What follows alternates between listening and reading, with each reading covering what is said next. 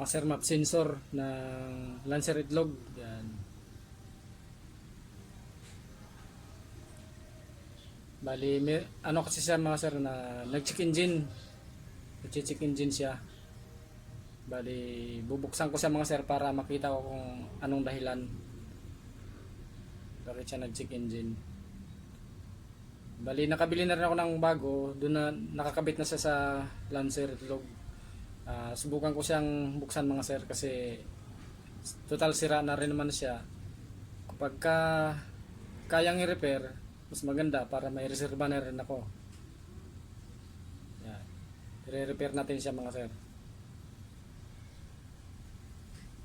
Burado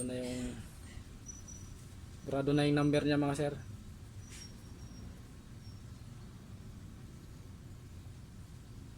Pag pinisil kasi yung socket niya mga sir, nawawala yung check engine tapos gumaganda yung minor pag pinisil yung socket habang nakasaksak to doon sa sasakyan. Pag binitawan ko yung socket na mamalyasa tapos minsan nataas ang minor tapos nalabas yung check engine.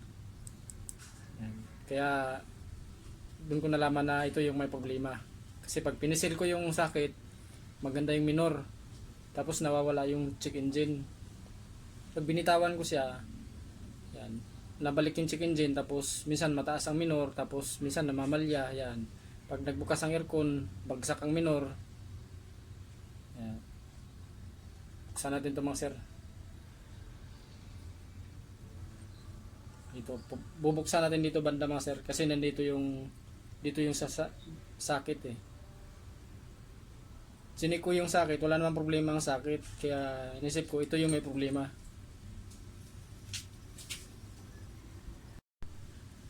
Ito mga sir yung ano, pambukas natin, lagarin natin to.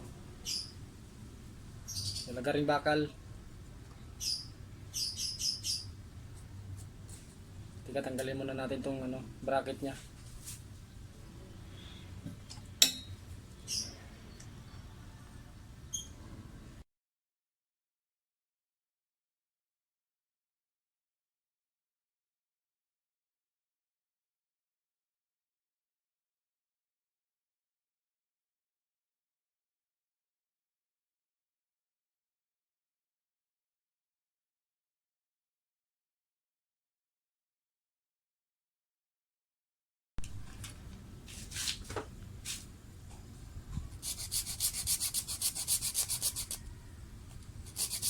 Dandahanin lang natin paglagari mga sir kasi baka matamaan naman yung mga pyesa sa loob.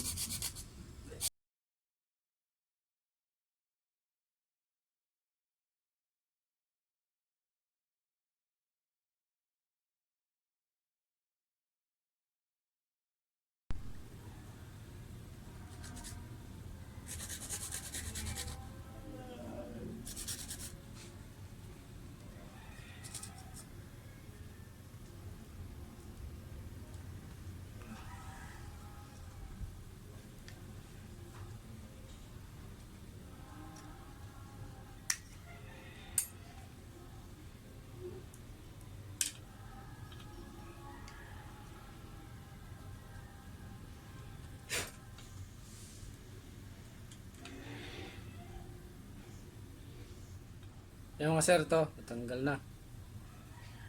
Nabuksan na natin mga sir to. Yun lang pala laman niya oh. Yan. Wala pala siyang ibang laman.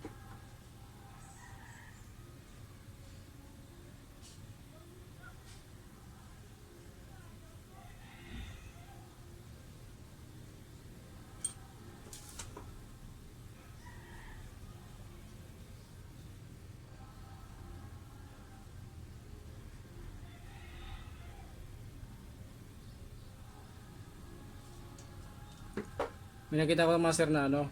Yan. To nakaangat yung hinang kaya pala siguro to ano. Loose contact pala to. Kaya pala pag pinipisil ko mga sir na nawawala yung ano, check engine tapos nagiging okay yung ano. Yan. Kita niyo ba mga sir? Walang makita niyo mga sir. Ito mga sir. Yung dalawang pin Loose contact pala siya. Parang korosyon. Yan yung hihinangan natin mga sir. Ito lang pala laman niya. Oh. Walang kalaman-laman iba mga sir. Ito lang. Oh. Lagarin ko pa yan dito mga sir para makita ko pa yung ano, ilalim nitong board. May board na maliit mga sir eh. Yan. Meron siyang circuit board. Oh. Baka meron pang ibang pisa yan dito. Tingnan natin.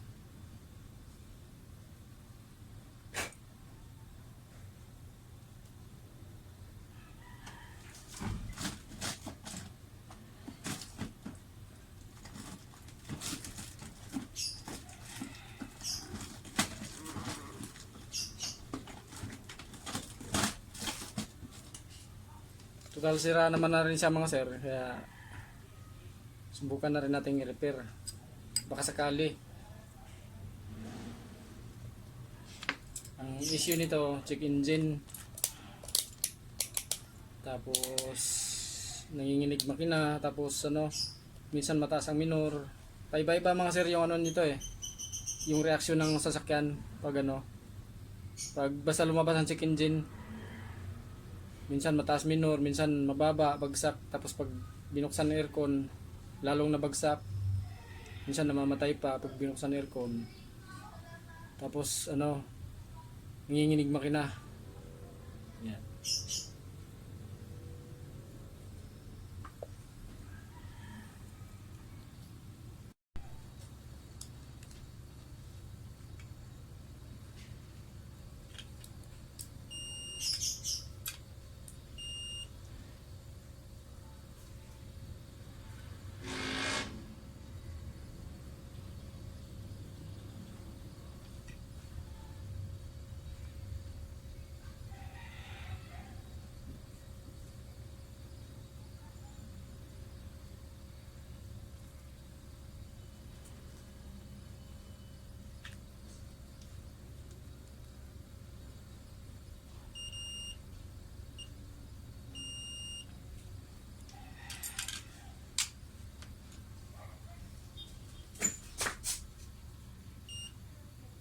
Yung mga sir, loose contact siya mga sir. Pag dininan, saka siya nagkaroon ng contact.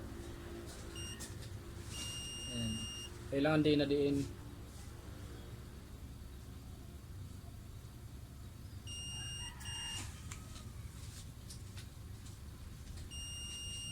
Itong dalawa mga sir, yung loose contact, ito. Yung sa positive at saka yung sa common. Corrosion, no? Lagarin pa natin dito mga sir para mahugot ko yung ano, board.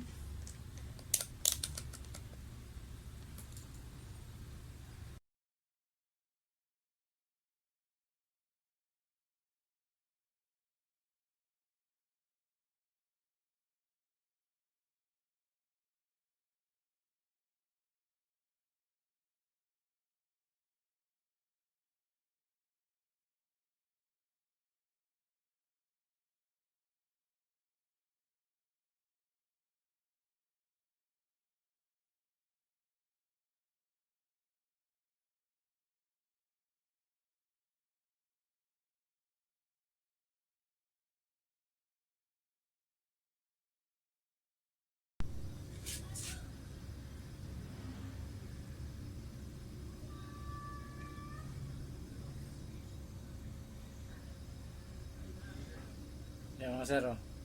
Yan. Tanggal na.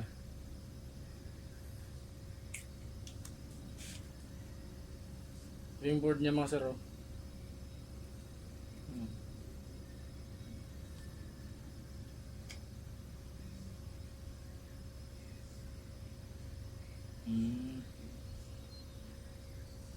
Yan lang yung laman niya pala mga sir, yan oh. Yun oh. Ano tawag dyan? Ito yung pinaka-sensor niya mga sir sa vacuum ng ano, intake manifold.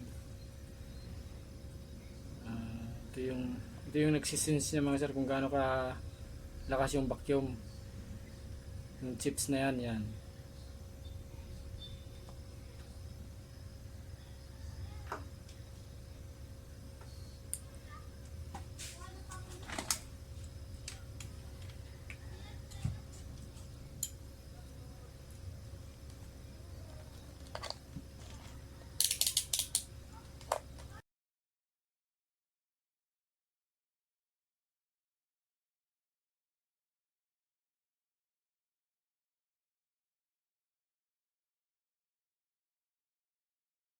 Okay naman yung chips niya mga sir, good naman siya. Ang problema lang talaga niya dito, yung ano, yung contact niya dito sa galing sa sakit papunta dito sa pin, yung mga pin na yan nakatusok dito. Loose contact yung dalawa. Kaya babalik na natin ito mga sir para hinangan na natin ulit. Tapos para mabuo siya ulit, lagyan natin ng epoxy.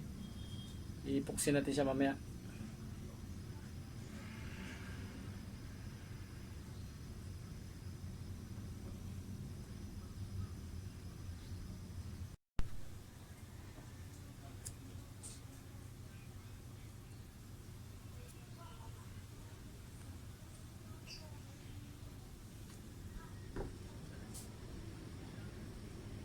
Yung mga sir, oh, wala na siyang ibang laman, oh. Yan lang talaga. Ito lang. Ito lang pala laman ng map sensor. Hindi ko lang alam sa ibang map sensor mga sir kung ano. Ito pala yung map sensor na nabuksan ko mga sir eh. Sinubukan ko lang. Tal sira naman rin mga sir eh. Kung di man maayos, okay lang. Sira naman na rin eh.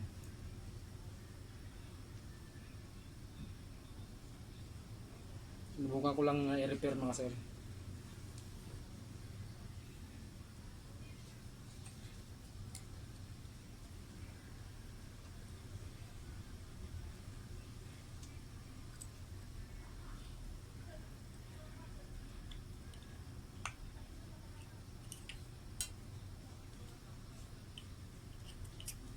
Ayan. Nakasalpak na mga sir.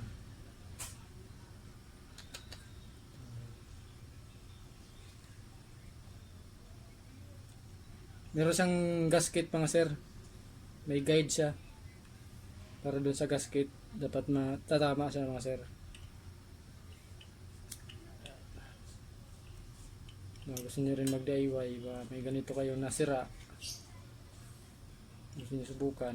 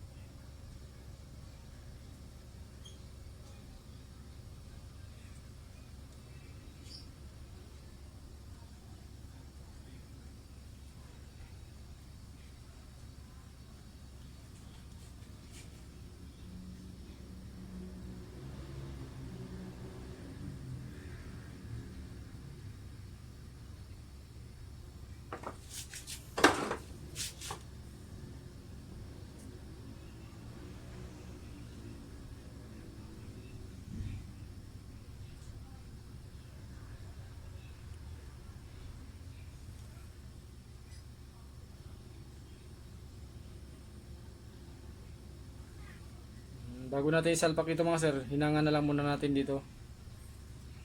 Kasi para may ayos, may plaster ng tama.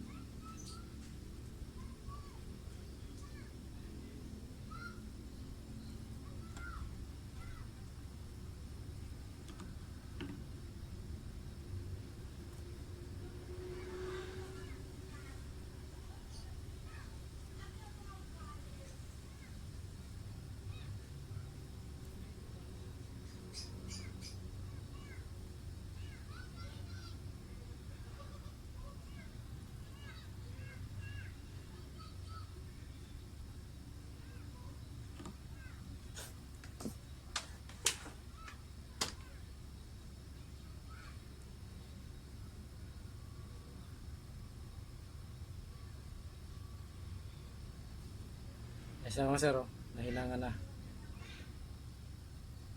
Yan, simbolan natin to.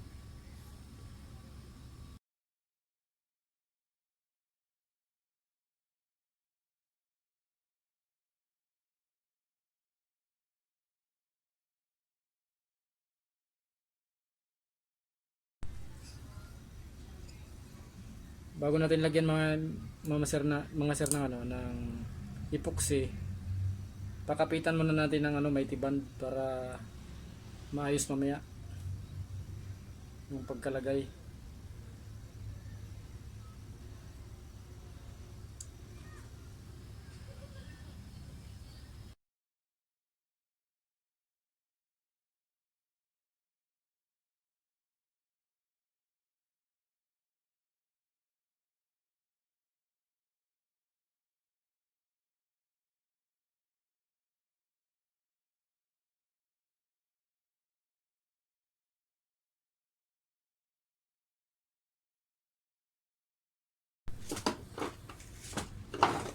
Na mga sir, i-epoxy na natin to.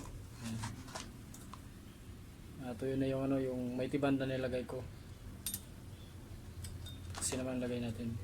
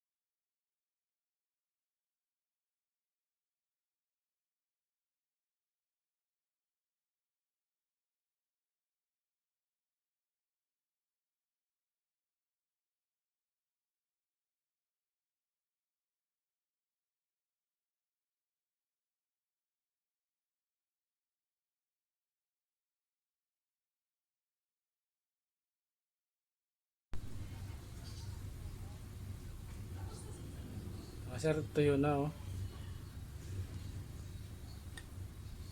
Testing na natin to.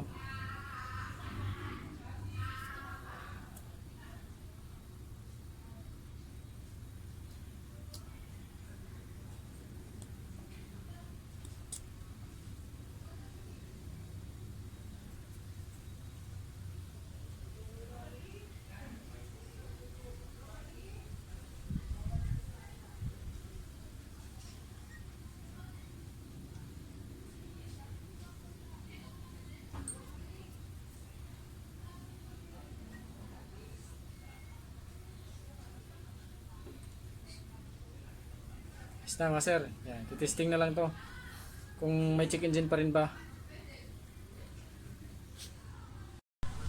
Ito na mga sir yung ano, yung ni-repair natin na ano, na map sensor. Yan, Lancer itlog. Yan, Lancer itlog yan mga sir. Yan. Titesting na natin mga sir kung ano. Ang issue kasi nito, nag-check engine tapos pag nagbukas ng aircon minsan namamatay. Kaya nataas ang minor. Napalo sa 2,000 ng RPM pagka nalabas ang check engine.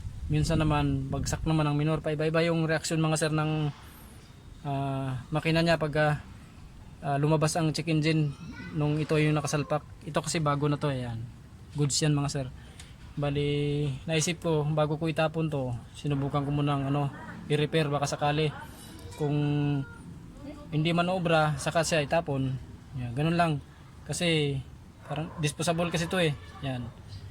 Naisip ko lang subukan buksan, ayan, nakapuksi. Yan, puksi yan mga sir. Ito, ilagay muna natin. Testing natin kung may check engine pa rin siya. Pag nagbukas aircon mga sir, na ito ang nakasalpak, tapos nalabas ang check engine. Pag nagbukas sa aircon, bagsak ang minor tapos mamatay. Minsan naman pag hindi naka aircon, napalo sa 2,000 yung RPM.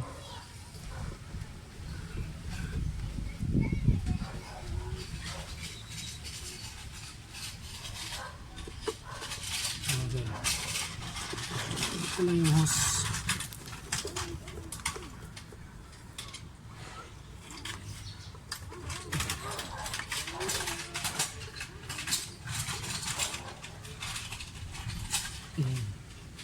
Di na natin isalpak, di natin tanggalin ito mga sir, dito lang. Kasi gawin ko na lang reserva to kung sakasakaling ayos siya. Stick natin. Kung lalabas pa rin yung check engine mga sir. Ayan. Hintayin natin mawala yung check engine bago natin start. Start na siya mga sir. Bali, dati mga sir, mga ilang segundo lang pagka start, nalabas na yung check engine. Ngayon, hintayin natin mga sir kung lalabas ulit yung check engine. Dati wala pang 30 seconds mga sir, nalabas na kagad yung check engine eh.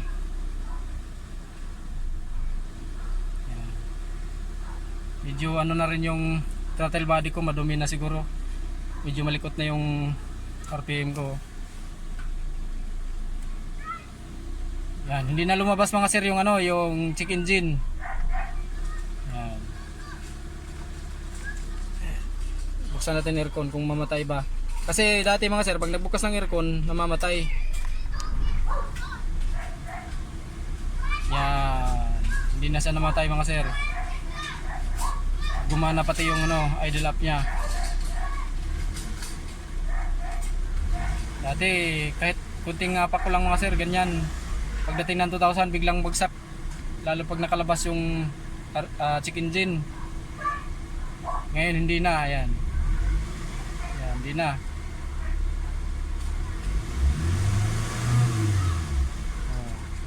Ayan, hindi na siya nag check engine mga sir. Okay rin pala yung buti na lang di ko tinapon. Gawin ko na lang siyang reserba.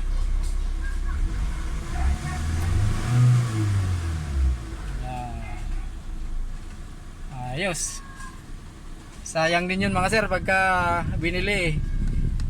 Pag bumigay yung bago ko, di yun ikabit ko ulit. Gawin kong reserba yung luma. Yan, walang aircon yan mga sir.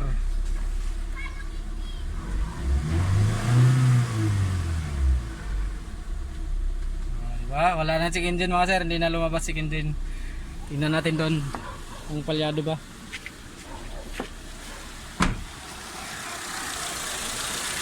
Okay na mga sir. Hindi na siya namamalya minsan nangangatal. Dati pag ito ang nakasalpak mga sir, tapos nalabas ang check engine, parang nahagok-hagok yung nanginginig, tapos parang nahagok dito. Tapos minsan nataas yung paiba-iba yung reaction niya nung ito nakasalpak tapos nakalabas ang check engine.